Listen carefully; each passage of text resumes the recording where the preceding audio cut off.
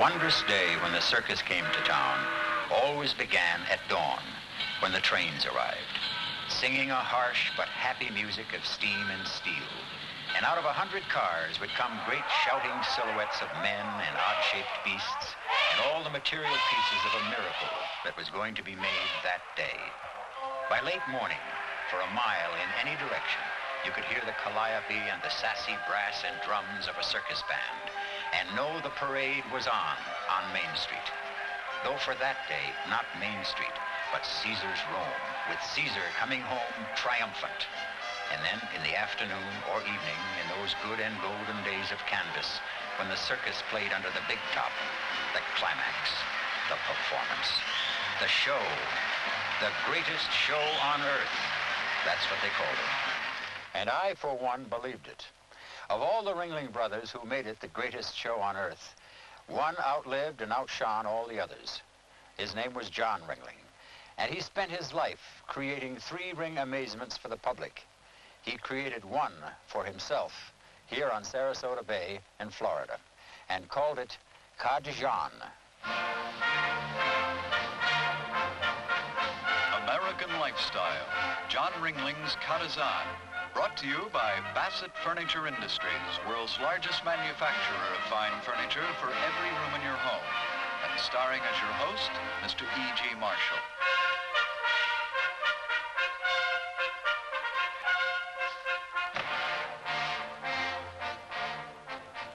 Nobody ever accused John Ringling of hiding his light under a bushel, as you can see. People often say about a place like this, if only the walls could talk. Well, the walls of Cajun, which means House of John in the dialect spoken in Venice, can talk, in a sense. Not only the walls, but the lavish decor, furnishings, paintings, and tapestries. Every object we're going to see here. And they talk incessantly about John Ringling, who built this house and lived in it. Near poverty, strangely enough, towards the end of his life. They talk about him as he was, a man of immense and joyous appetites for food and drink, women and business, art and entertainment, and extravagant surroundings. This room is called the Great Hall and tells it best.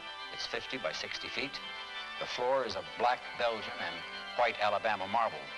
The room rises 3 stories with a terracotta balcony at the 2nd story. The bedrooms open off the balcony. We'll see those later. The chandelier is of Bohemian crystal and came out of the old Waldorf Astoria Hotel in New York. The coffered ceiling in Italian Renaissance style contains the only local building material in the house, Pecky cypress, a wood that can take the punishment of salt air. It's hand-painted and broken up by skylights of tinted glass. Concealed behind these 17th and 18th century English and Flemish tapestries are the 4,000 pipes of this Aeolian organ, which cost $50,000. You can play it electrically or manually. John Ringling, it is said, could be stingy with money when he wanted to be, but he spent thousands of dollars extra to ship these Mexican onyx columns from the West Coast when their delay was holding up construction. Just one of the reasons why Cajun cost $1,250,000 when it was built in 1926, not including furnishings and works of art, of course. This painting of John Ringling by Savely Serene hangs in the foyer at Cajun. When it was shown to Will Rogers, the cowboy comedian, who was one of a lot of celebrities who used to visit here, Ringling asked him what he thought of it. Rogers replied, "That's a mighty fine painting, Mr. Ringling, but it's not a bit like you. It's not characteristic." "Why not?" Ringling asked.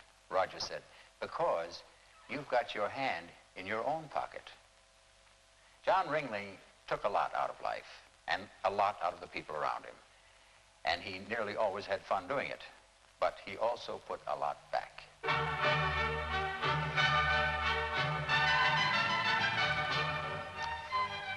His most enduring gift, his memorial, if you will, and he meant it to be that, was the John and Mabel Ringling Museum of Art. How fitting that this circus man who made his fortune under canvas, preserved on canvas, an enrichment for us all. When he died in 1936, John Ringling left Cajun and this museum to the state and people of Florida.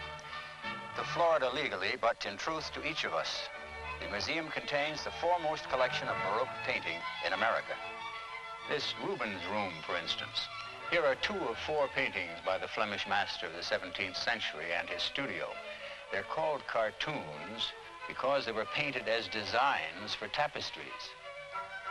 Ringling bought them himself in 1926 against the advice of counsel for £20,000, which in those days was roughly $100,000. A bargain, by the way, if you remember that all things are relative. Today, they're priceless. There isn't time to show you all the treasures stored here. The Veroneses, the Bassanos, Gainsborough, or Franz Hals. How does a man travel from virtual poverty in Baraboo, Wisconsin, which was Ringling's hometown, to ownership of this superb collection of Baroque art? Let's go back to Baraboo and the beginning, right after this announcement. We think it's nice that people are different. Take these 2, for instance. Different. Now take them to where they live. Under all that tradition is an unconventional guy, and he shows it with cool contemporary furniture. Furniture you might expect from him. But he and his wife have chosen the warmth and charm of early American. And that's the nice thing about Bassett, because no matter what your lifestyle is, Bassett lets you show it. The whole idea is to express yourself, the way you live.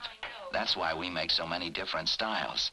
Bassett furniture makes a room complete, from the mirror on the wall to the headboard. And Bassett matches your changing lifestyles with solid value, so you can stick to a budget. You'll be a good guy when we're gone.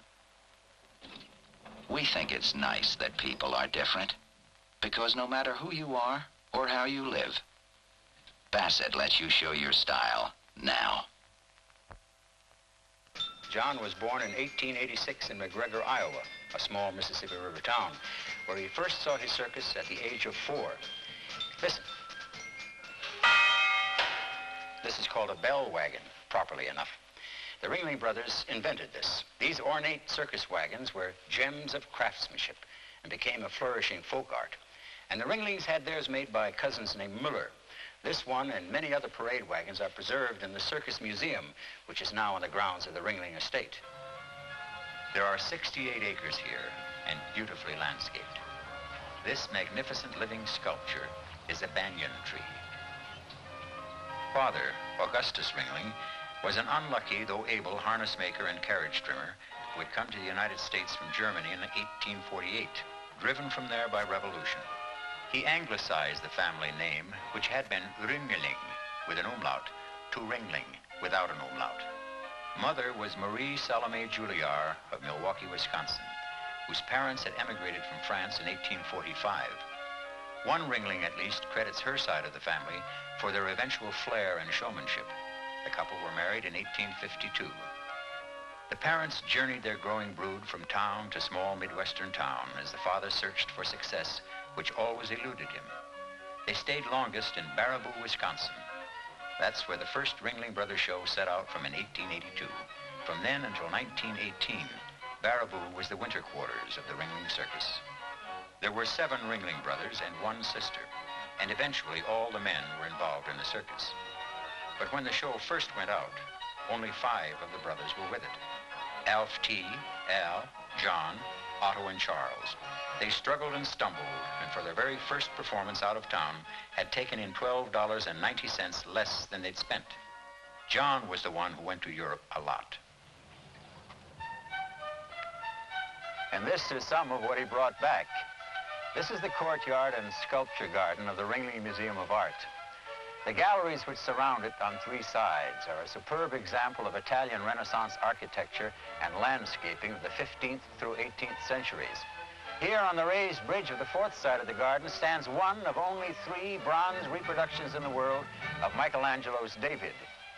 Until 1927, when Ringling began construction of his museum, alligators and water moccasins inhabited this land. The museum and gardens were finished and formally opened to the public in January of 1930. None too soon. By then, Ringling was nearly cash broke and was soon to lose control of the circus. I'll tell you about that later on. The architect here was John Phillips of New York. who worked on Grand Central Station. He had the task of bringing harmony out of the beautiful chaos of columns, sculpture, marble, and wood-carved doors that arrived by the boatload from Europe or one and another of John Ringling's buying sprees in Rome or Venice or Naples. Ringling began going to Europe in the 1890s when the circus was prospering. He went to scout and sign up the great European circus acts. But while he was there, he also went to the museums and monuments, which fired his already grandiose imagination and made him determined to have some of that beauty for his own. The circus was prospering. Only the innocent viciousness of weather and some pretty vigorous and not so innocent competition stood in the way of the steadily growing success of the Ringling Brothers. They were all physical dynamos. What's more, they were great showmen and honest men. They had from the beginning honored their debts and insisted on a strict moral code of behavior for themselves and for their circus. John made a few exceptions where the ladies were concerned, though he did live up to his rule of never getting involved with the girls who worked in the show. Other circuses were not so circumspect. In fact, most of them were rife with con men and pro-women. John loved automobiles, expensive ones anyway. Rolls Royces and Pierce Arrows were his favorites. According to an interview with his nephew, Henry North, John Ringling refused to learn how to drive, but then he was busy learning lots of other things. In the early days of the circus, John worked as advance man and planned the routing of the trains. He knew every single track and train and time schedule by memory. This knowledge paid off financially. He began building and investing in short-line railways. He made a fortune that way.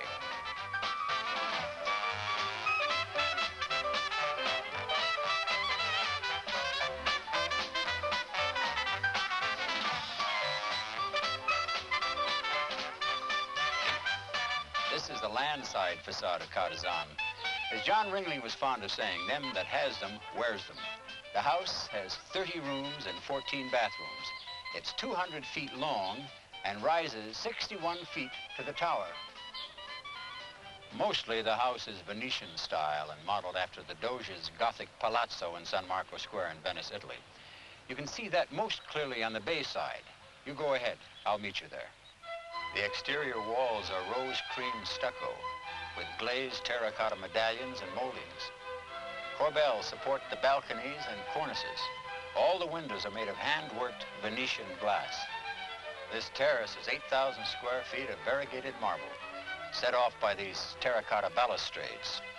There are 13 of these steps made of English veined marble, which lead down to the dock where the Ringlings used to keep a gondola and a yacht. Doesn't everybody?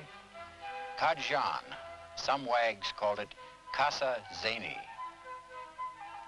The architect of this fanciful palace was a man named Dwight James Baum, but the prime mover was Mabel Ringling, John's wife.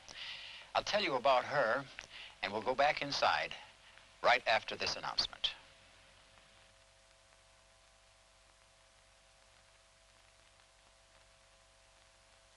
Mabel Ringling, who insisted on spelling Mabel M-A-B-L-E, was working as a restaurant cashier at the Chicago's World Fair when John met her, according to one historian.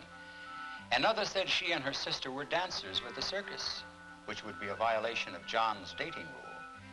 However, both historians agree that Mabel Burton was beautiful, lively, and from Ohio, and that she and John Ringling were married in 1903.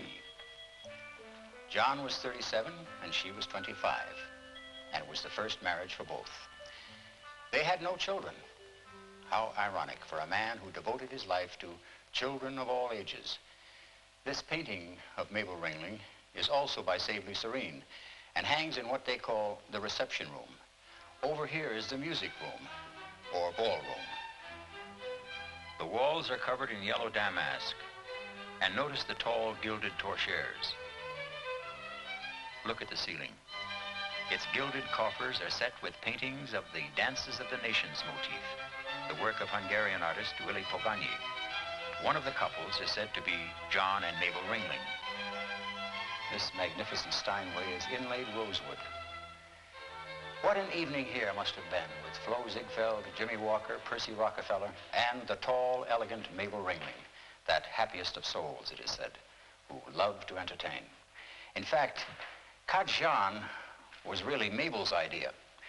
And when she first went to John with the plans for it and the cost, it's reported he exploded with some colorful comments I can't repeat now. But of course, as much as he always griped about the cost of things, this man who would then make million-dollar deals in the middle of the night in a moment let Mabel have her way. He always did. This is Mabel's bedroom on the second floor. The furnishings are of sandalwood in Louis XV style, with heart-shaped mounts of ormolu. The pillows and bedspread are made with Venetian, Irish, and Belgian lace, which Mabel brought back from Europe. She did the fine needlework herself. John and Mabel Ringling adored each other, and everything Mabel asked for, she got. John gave. Mabel, for her part, was forgiving. She chose always to ignore John's frequent relapses into bachelorhood and his nocturnal way of life. A wise woman.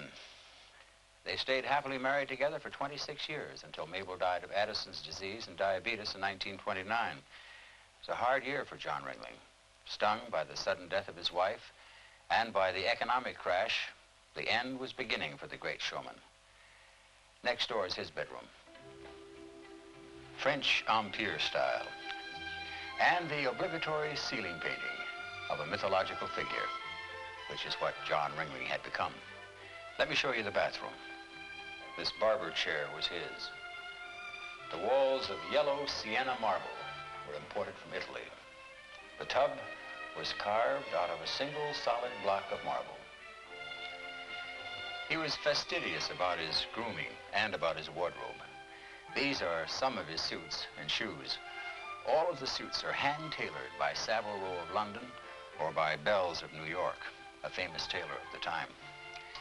A nephew reports that John Ringling had the most beautiful hands he'd ever seen, and elegant feet. Size 10, double A. John Ringling was one of the really great lions that made the 20s roar. He'd come a long way.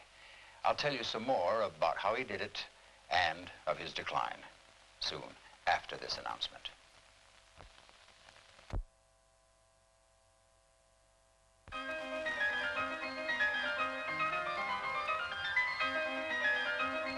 This is what they call the state dining room.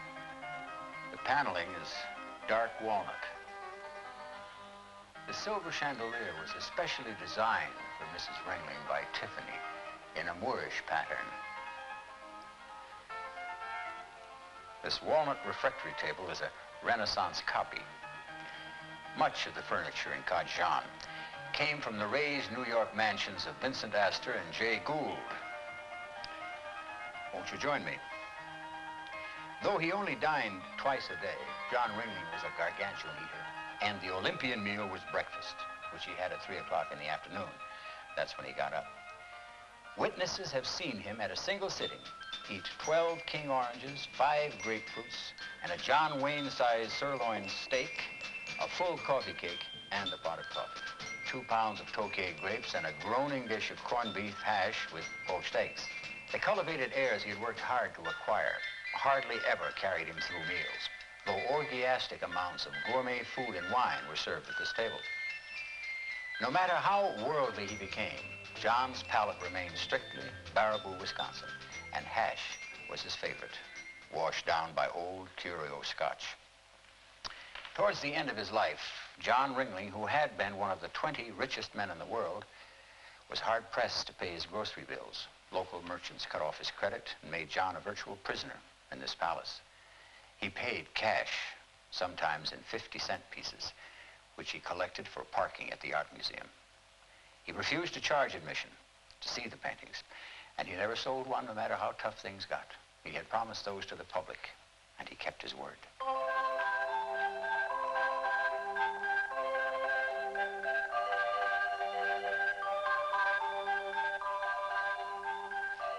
When Brother Charles died, John Ringling wept and said, "I'm the last one on the lot." True enough. He was the last of the Ringling brothers. The other 6 were dead. He might have added, there'd never be another one like himself either. This is a part of the lot. the backyard, as circus folks call it, authentically reproduced in the Circus Museum.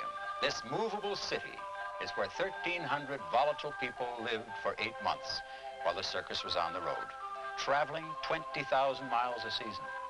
Imagine it. There's so much, I always leave out more than I tell, but come with me and I'll tell you what I can.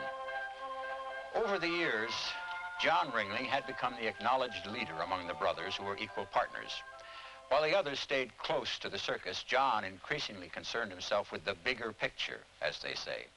He loved the circus and worked for it night and day. Well, actually night and night. But he loathed details and found the train and tent too confining. It was John who finally bought out their chief competitor, Barnum and Bailey, in 1907. He paid Bailey's widow $410,000 for it and made more than that with it the first season out. When the Ringling Brothers saw the inroads the movies were making and the growing sophistication of the American public, combined the two circuses. In 1919 it happened. Ringling Brothers and Barnum and Bailey, truly the greatest show on earth. They call it that still. In 1929, on a circus gross of $2.5 million, John cleared almost $1 million. He was riding high on the highest wire and working without a net, though he didn't know he'd need one at the time. There are many parts to this movable city: the harness shop, the cookhouse, the wardrobe department, and here we are in the blacksmith shop. John made his circus the biggest, the best, and the richest in the world. But his imperious commands and thunderous temper rankled whole legions along the way. Not a few of his enemies were in his own family, especially the widows of his brothers and a nephew or two. A mean and stormy second marriage, albeit short-lived, didn't help matters. Let me tell you about the fall, right after this announcement.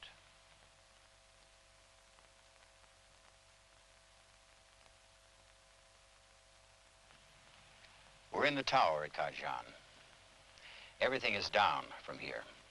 John had a falling out with his partners at Madison Square Garden, and for spite, they booked another circus.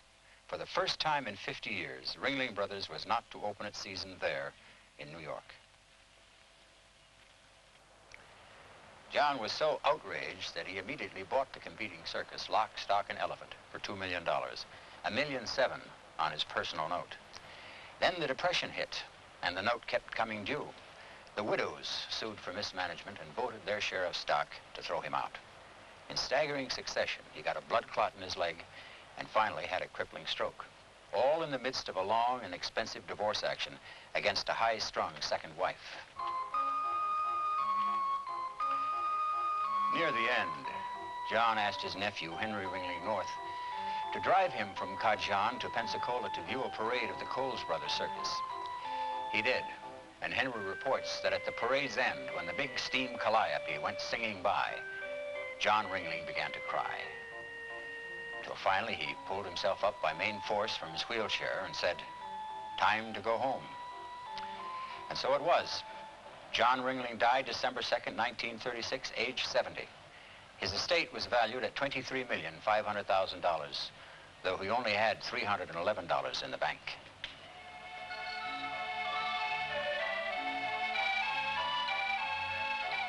John Ringling was arrogant, egocentric, and autocratic. But nearly everyone is who plays the big top center ring. Genius is always more attractive a few rows back.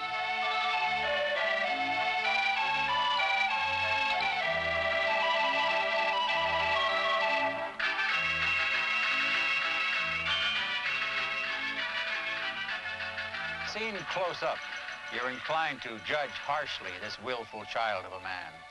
But if you haven't lost the child in yourself, or forgotten the breath-stopping magic of a triple somersault on the high trapeze, or the trainer with his head in the lion's mouth, you'll think again, and thank him for that, and his museum, his Kajan, and for being clown as well as king. If that amuses you, remember, that's what a circus man sets out to do. American Lifestyle, John Ringling's Katazan. Brought to you by Bassett Furniture Industries and the more than 20,000 Bassett dealers throughout the country. And starring as your host, Mr. E.G. Marshall.